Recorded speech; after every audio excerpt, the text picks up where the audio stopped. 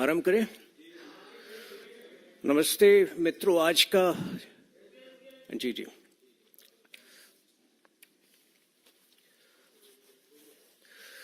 आज का जो प्रेस वार्ता है, हालांकि मुख्य तौर पर एक राज्य से संबंधित है, उस राज्य तक सीमित नहीं है। वो इंडी अलायंस की कुमंशा को पूरी तरह से प्रतिबिंबित करता है। मैं बात कर रहा हूं झारखंड का, जहां झारखंड में सोरेन सरकार ने पिछले आज से 2 सप्ताह पहले 4 वर्ष का कार्यकाल पूरा किया, और इस 4 वर्ष में जो बदहाली झारखंड ने देखा है, वो मेरे ख्याल से देश के हर व्यक्ति को एक बार फिर आगाह करेगा कि इंडी अलायंस से दूर रहना कितना जरूरी है। 5 अलग अलग विषय पर मैं बड़ा संक्षेप में आपको लेकर चलूंगा। Corruption, law and order, unemployment, जो पूरी तरह से प्रशासनिक व्यवस्था कोलैप्स की है वहां पर वो, और जो मुख्यमंत्री ने वहां पर एक तरह से सोशल अनरेस्ट कायम करने की कोशिश की है। देखिए, आपको पूरी जानकारी है कि हेमंत सोरेन जी को 7वां समन ईडी द्वारा पिछले कुछ दिनों पहले दिया गया था। कई सारे जो हैं करप्शन के मामले हैं, जिसमें जो 2 प्रमुख मामले हैं, लैंड स्कैम और माइनिंग स्कैम। लैंड स्कैम, ये सारे स्कैम्स और भी स्कैम्स हैं, जो transfer posting scam, liquor scam जो एक कॉमन लिंक बनता जा रहा है। जितनी भी इंडी अलायंस की सरकारें हैं, वो शराब घोटाले में उनका लिप्त होना एक जो है बड़ा कॉमन फैक्टर दिख रहा है।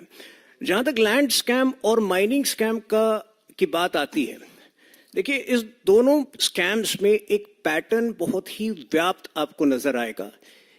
ये हेमंत सोरेन के जो नजदीकी आईएएस ऑफिसर्स और उनके जो निजी जो प्राइवेट स्टाफ है, उनकी मदद से हो रहा था। लैंड स्कैम एक ऐसा स्कैम है जिसमें आर्मी लैंड और रांची के आसपास के मुख्य प्लॉट्स जो हैं, लगभग 4.55 एकड़ 4.55 एकड़ के प्लॉट्स जो हैं, मैनिपुलेटेड डॉक्यूमेंट्स, फर्जी डॉक्यूमेंट्स के तहत बेचे और खरीदे गए हैं। मनी लॉन्ड्रिंग का बहुत बड़ा इसमें एंगल है, और गिरफ्तारियां जो हुई हैं उसमें हेमंत सोरेन की एक नजदीकी आईएएस ऑफिसर छवि रंजन का नाम मुख्य रूप से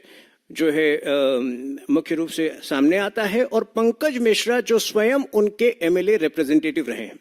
माइनिंग स्कैम की जानकारी आपको खुद है। देखिए, इससे बड़ा माइनिंग स्कैम से बड़ा कॉन्फ्लिक्ट ऑफ इंटरेस्ट केस नहीं हो सकता, जहां की एक माइनिंग मिनिस्टर के तौर पर हेमंत सोरेन जो व्यापारी बनकर बेनामी तौर पर अपने ही लोगों को उन्होंने बड़े बड़े खनन स्कैम्स, बड़े बड़े खनन के ये कॉन्ट्रैक्ट दिलाए, और फिर वो बिजनेसमैन जो है हेमंत सोरेन जो एनवायरमेंट मिनिस्टर था, उससे सारे क्लियरेंसेस जो है लिपापोती के जरिए हासिल करता है।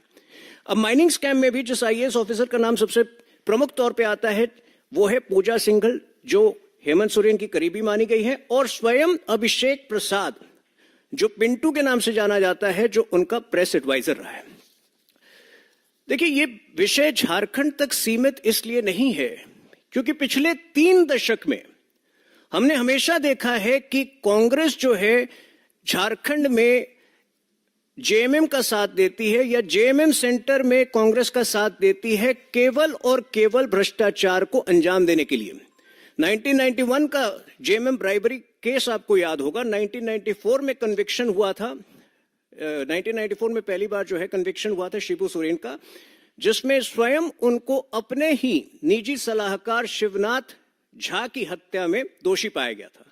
लंबा चला ये केस, और 2018 में पूरी तरह जो है वो अपने लीगल जो उनके ऊपर केसेस चल रहे थे, उनसे फाइनली जो है उनको मुक्ति मिली, जिसमें उन्होंने कई साल जो है जेल में भी बिताए।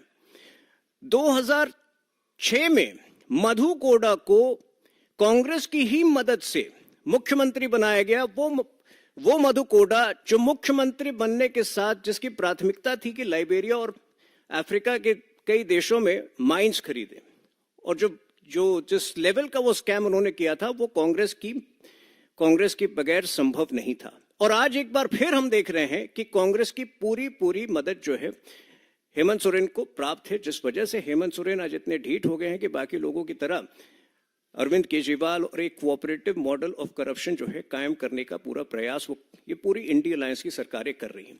अब इस पूरे प्रकरण में जो सबसे बड़ा विक्टिम होता है वो वहां का आदिवासी समाज है।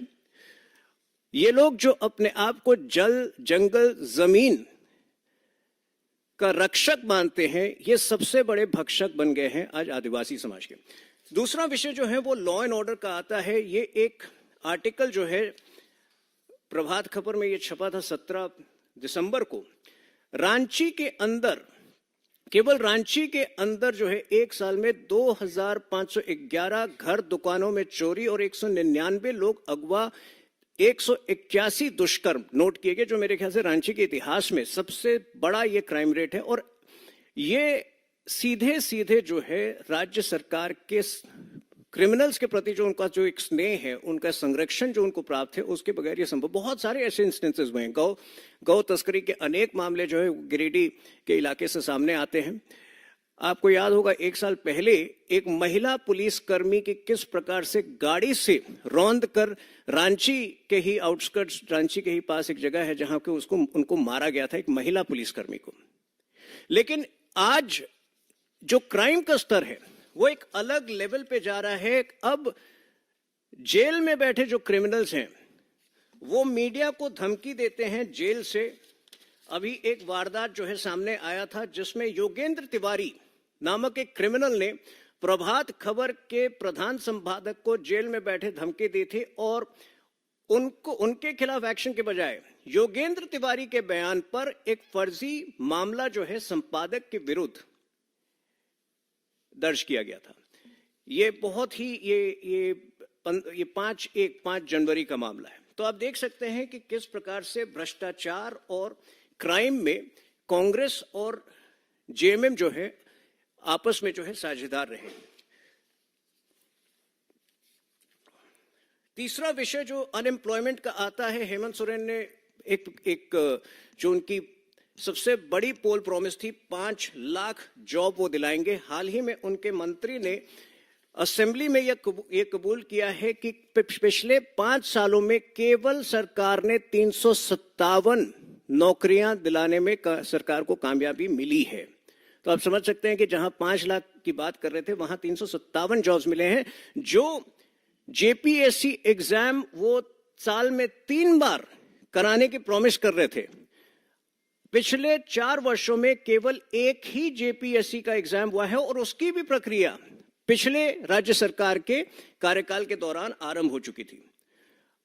स्वाभाविक है कि आज जो राज्य का युवा है वो पूरी तरह से त्रस्त, और आपने पढ़ा होगा यहाँ पे किस प्रकार से जो है रोज कोई ना कोई आंदोलन हो रहा है। जो युवा वहां पर परेशान है वो सरकार के खिलाफ जो है अनेक आंदोलन आरंभ कर रहा है। एक और विषय जो बहुत प्रबल रूप से आ रहा है वो एडमिनिस्ट्रेटिव कोलैप्स का पूरी तरह से। तमाम ऐसे रिपोर्ट्स, तमाम ऐसे अगर आप स्वयं वहां पे जाते हैं तो पूरी तरह जो हेल्थ सेक्टर है, जो स्वास्थ्य व्यवस्था है, और अनेक उसके उदाहरण है। जो सरकारी हॉस्पिटल्स हैं, धनबाद के SNMHCH हॉस्पिटल में जो वहाँ का मोरेटोरियम है जहाँ के शव रखे गए हैं, वो शव जो हैं इस प्रकार से रखे गए थे कि उसमें जो है चूहे उन शवों को खा रहे थे। देवघर की अगर बात करें तो देवघर के सदर अस्पताल में 50 नए वेंटिलेटर जो हैं पूरी तरह से अनयूज्ड हैं, उनका बिल्कुल प्रयोग नहीं किया गया है और वो उनका कोई काम नहीं हुआ। उसके बजाय जो है ऐसा पाया गया है कि उसी अस्पताल के अधिकारी जो हैं प्राइवेट अस्पताल में लोगों को भेज रहे हैं, मरीजों को। रांची के रिम्स में जो है बेड की कमी, पिछले लंबे समय से बेड की कमी, और देखा गया कि जो गंभीर रूप से बीमार मरीज भी हैं वो उनको भी जो है जमीन पर, फर्श पर जो है लेटाया जाता है या रखा जाता है। इसके अतिरिक्त जो है फिरौती में जेएमएम की विशेष महारत है। कई ऐसे व्यापारी हैं रांची, झारखंड, रांची, जमशेदपुर, धनबाद, हजारीबाग के अंदर जिनको कॉल आते हैं जेलों से, जिनको कहा जाता है कि यदि आपको अपना व्यापार सुरक्षित रखना है तो इतना रकम आप इस व्यक्ति को दे दें। और ये आज की प्रक्रिया नहीं है, ये 90 से चली आ रही है। पिछले 2 वर्षों में एक बार दोबारा जो है जेएमएम के संरक्षण में, हेमंत सोरेन के संरक्षण में इसको बहाल किया गया है। और इससे जो है व्यापारी वर्ग जो है वहां पर विशेष तौर पर त्रस्त है, विशेष तौर पे परेशान है। लेकिन एक और जो सबसे बड़ा मुद्दा है, हेमंत सोरेन की अर्बन नक्सली मानसिकता से उन्होंने हर संभव प्रयास किया है झारखंड में सामाजिक और आर्थिक बदहाली, एक अराजकता का माहौल बनाने का। आपको याद होगा पिछले फरवरी में एक सभा को संबोधित करते हुए उन्होंने कहा, लोगों से आग्रह किया कि आप अपने पैसे बैंक्स में जमा न करें, आप उसको एक प्लास्टिक में बांधकर जमीन के अंदर दफना दें। एक निर्वाचित मुख्यमंत्री के द्वारा यह कितना इररिस्पॉन्सिबल बयान हो सकता है, आप इसकी कल्पना कर सकते हैं। और विशेष तौर पर यह इसलिए इंपॉर्टेंट हो जाता है, इसलिए महत्वपूर्ण हो जाता है कि जन धन योजना के 1.7 करोड़ अकाउंट पिछले 9 वर्षों में केवल झारखंड में खुले हैं। तो एक तरफ जहां हम आर्थिक समावेश का विशेष प्रयास कर रहे हैं, 4 करोड़ की आबादी में, झारखंड की 4 करोड़ की आबादी में यदि 1.7 करोड़ 1.7 करोड़ लोगों के पास बैंक अकाउंट्स नहीं थे, उनके बैंक अकाउंट्स खोले गए। हेमंत सोरेन ऐसी स्थिति में प्रयास कर रहे हैं कि वापस जो है उनको एक फॉर्मल बैंकिंग व्यवस्था से बाहर निकालने का। ये कितना एक मिस्चीवियस, कितना एक शरारती उनका बयान था, आप उसका अंदाजा लगा सकते हैं। देखिए, पिछले कुछ वर्षों में केंद्र सरकार का विशेष ध्यान झारखंड के ऊपर रहा है। जमशेदपुर रांची हाईवे जो यूपीए सरकार की दोषपूर्ण लैंड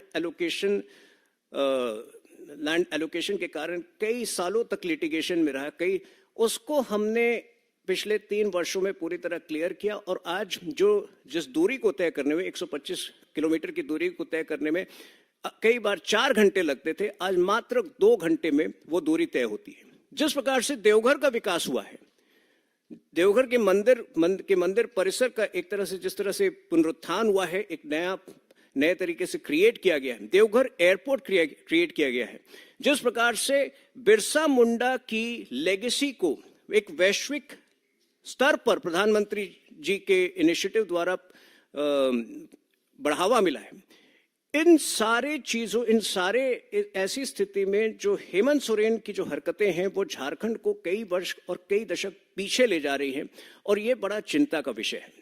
मैं स्वयं झारखंड में बड़ा हुआ हूं, अपने प्रारंभिक 20 वर्ष वहां पे बिताए हैं मैंने, और झारखंड एक अद्भुत समन्वय है शहरी विकास का और जनजातीय समृद्धि का।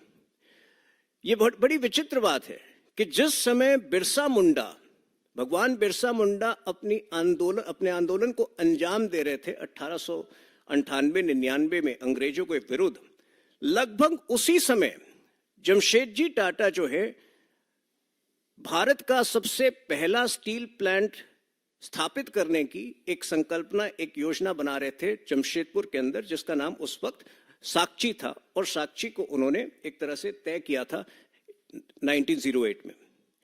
इस अद्भुत मिश्रण को, जो कि भारत के लिए विकास का एक नया आयाम तय कर सकती थी, पिछले 4 वर्षों में हेमंत सोरेन ने पूरी तरह से त्रस्त कर दिया है, पूरी तरह से बर्बाद कर दिया है। और ये प्रेस कॉन्फ्रेंस इसलिए जरूरी था क्योंकि ये हेमंत सोरेन तक सीमित नहीं है। इंडी अलायंस के सारे पार्टनर्स जो हैं लगभग एक तरह से एक समान तरीके से करप्शन को बढ़ावा देते हैं, एक समान तरीके से लोगों को और गरीबों को लूटते आए हैं, और झारखंड जो है उसमें एक इंडी अलायंस को भी एक नई दिशा दे रहा है, एक नए स्तर पर ले जा रहा है करप्शन और अराजकता के माहौल में। तो ये एक तरह से 4 वर्ष का जो हेमंत सोरेन का सरकार था उसका एक लेखा जोखा था और एक रिपोर्ट कार्ड था। मैं इसको जो है अपने वार्ता को यहाँ समाप्त करूंगा, और जो अगर यदि प्रश्न है आपके तो उसका उत्तर दूंगा।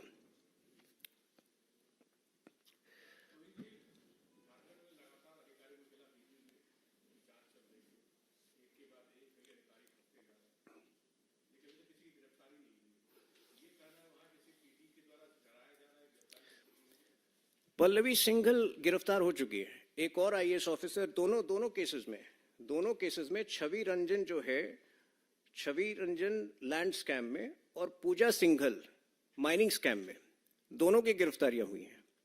और साथ में जितने रेड, देखिए एक कॉमन पैटर्न है इन सारे स्कैम्स में, एक कॉमन पैटर्न है, कुछ उनके निजी सलाहकार और सबसे करीबी निजी सलाहकार पिंटू, जो अभिषेक प्रसाद के नाम से जाना जाता है और जिसको झारखंड में लोग पिंटू के नाम से जानते हैं, प्रेस एडवाइजर, वो माइनिंग स्कैम में मुख्य रूप से जो है इन्वॉल्व हैं। उसके सारे जो है इलाकों पर रेड पड़े हैं, कई जो है, बल्कि अभिषेक प्रसाद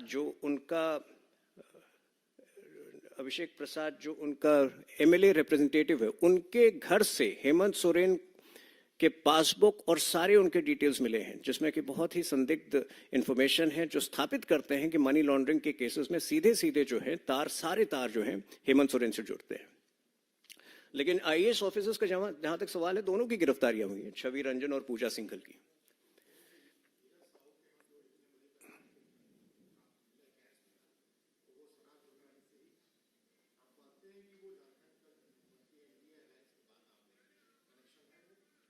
देखिए, मैं आपसे ये पूछता हूं कि धीरज साहू में ऐसा क्या टैलेंट था जो कांग्रेस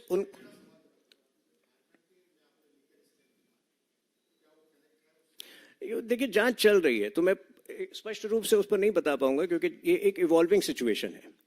इनफैक्ट जो माइनिंग स्कैम भी कैसे आया सबके सामने, एक दूसरा मनरेगा स्कैम की जांच चल रही थी। मनरेगा स्कैम में जो अनियमितता पाई जा रही थी, वो उस लेवल की थी कि जांच अधिकारियों को लगा कि ये एक और स्कैम इसमें इन्वॉल्व है। तो झारखंड में स्कैम जो है, ये केवल 4 स्कैम तक सीमित नहीं है। एक फिरौती का एक अलग स्कैम होगा। लव जिहाद की तो बात में मतलब वो छूट गया। लव जिहाद के चक्कर में लैंड जिहाद का स्कैम चल रहा है।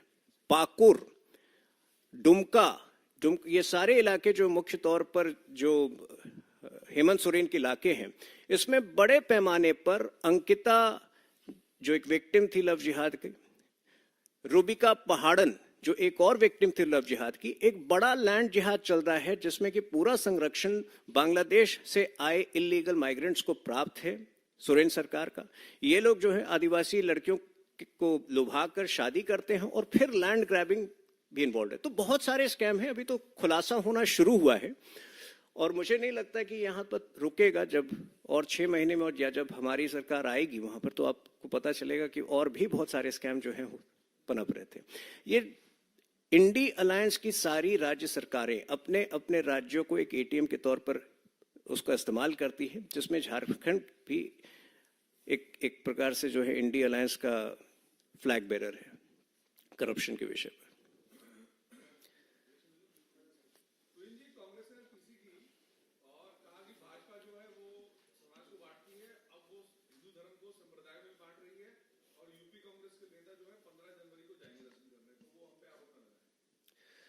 देखिए, कांग्रेस पार्टी न्याय की जब बात करती है, तो भगवान राम के साथ जब न्याय हो रहा है तो उसको उतनी आपत्ति क्यों है?